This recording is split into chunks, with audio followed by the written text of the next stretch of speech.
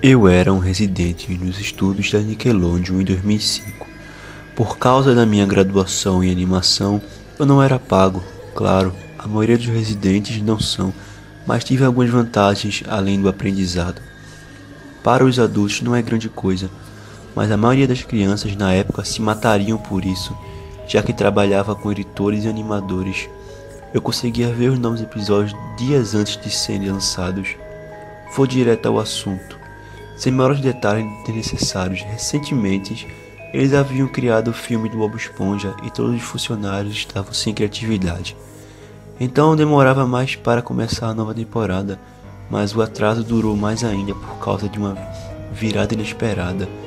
Tive um problema com a Premiere da quarta temporada que fez com que todos se parassem por alguns meses. E eu mais residentes estavam na sala de edição juntamente com os chefes de animação e os editores de som para os ajustes finais.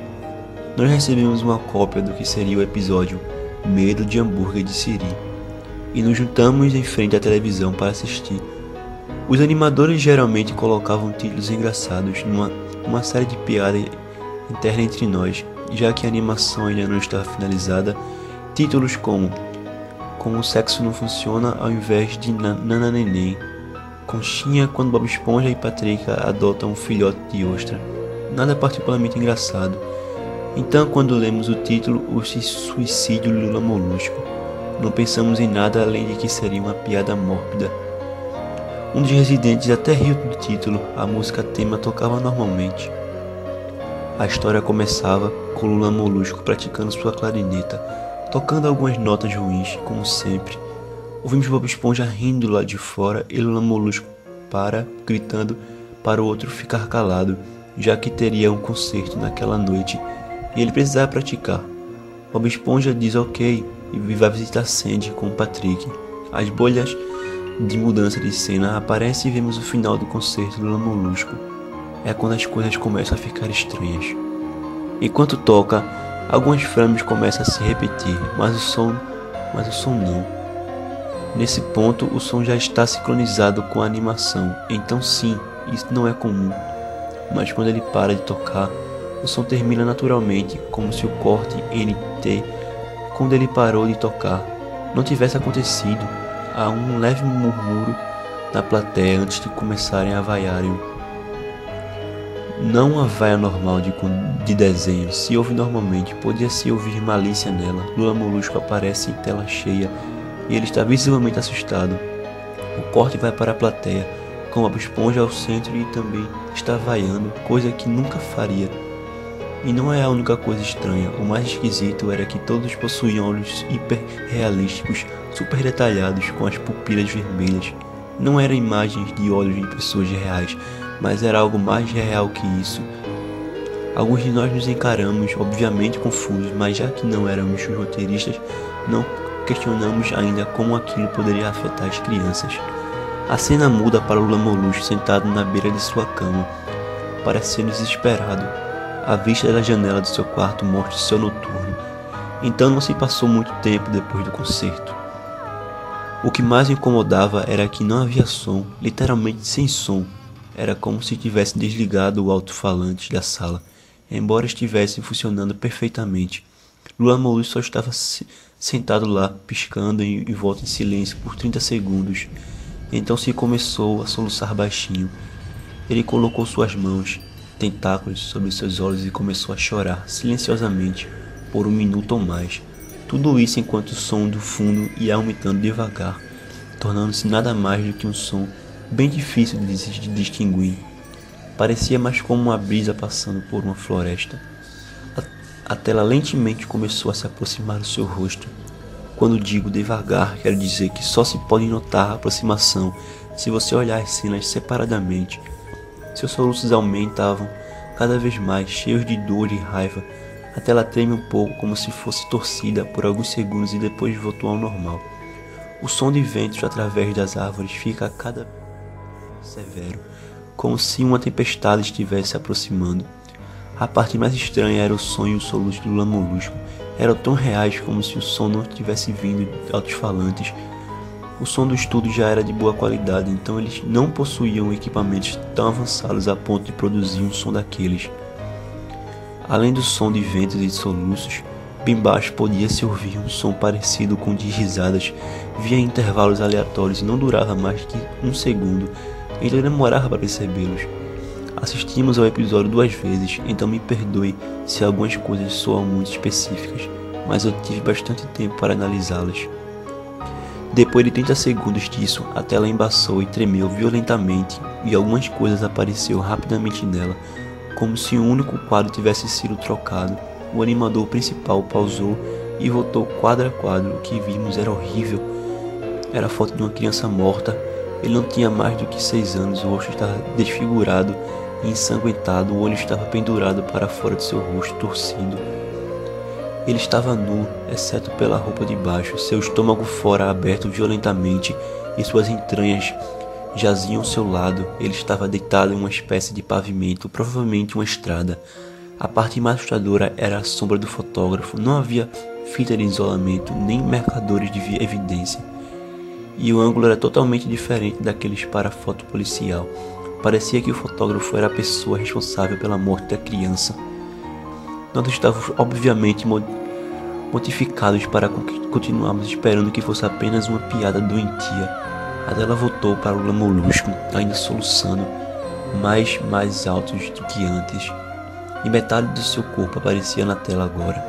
Algo parecido com sangue que escorria de seus olhos. O sangue também era hiperrealista. Parecia que você pode tocá-la e senti-lo nos dedos. O vento agora soava como um vendaval, acoiçava floresta, fazia até o som dos galhos se partindo. A risada, um barulho profundo, aparecia em intervalos maiores e durava mais. Depois de 20 segundos a tela tremeu novamente e mostrou um único frame diferente. O editor estava reluzente em volta da cena. Todos nós estávamos mais. Sabíamos que tínhamos que dizer dessa vez a foto era do que parecia ser uma garotinha, não muito mais velha que a primeira criança. Ela estava deitada de barriga para baixo em uma poça de sangue. Seu olho esquerdo estava saltando para fora da órbita e ela estava nua, exceto pela roupa de baixo. Suas entranhas estavam empilhadas sobre um corte em suas costas. Novamente o corpo estava na rua e a sombra do fotógrafo era visível, muito similar ao tamanho da forma vista na primeira foto. Eu me segurei para não vomitar e outros residentes, a única mulher da sala, saiu correndo. O episódio continuou 5 segundos após a segunda foto ter aparecido. Lula molusco em silêncio, como quando essa cena toda começará.